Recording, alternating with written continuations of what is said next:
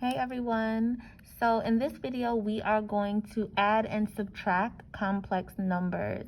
And so what makes these complex numbers, they have this I, and remember that I represents the square root of -1.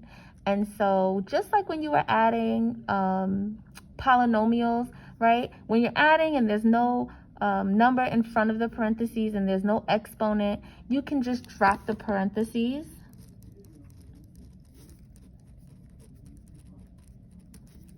Okay, and you're going to add your like terms. And so in this case, my like terms are the things that have I with them. So here, these are two like terms. And then my constants are another pair of like terms, right? And some of you like to write them next to each other. So I'm going to do that for -4 and 8, and then a +6i and -5i.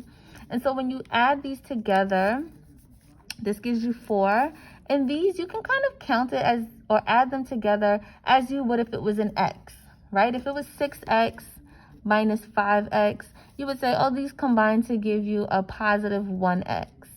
And so the same thing happens here. 6i minus 5i give you a +1i.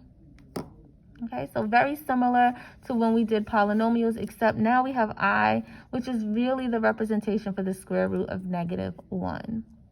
Okay, I'm going to do another one where I'm subtracting. So let's say 5 minus 2i minus 3 plus 4i.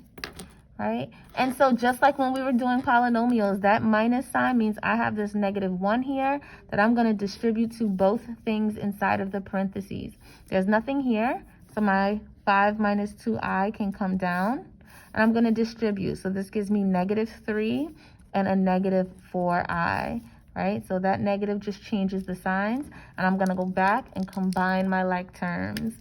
And so we have my i's, and then my constants. Okay, and so my 5 and my 5 minus 3 is 2,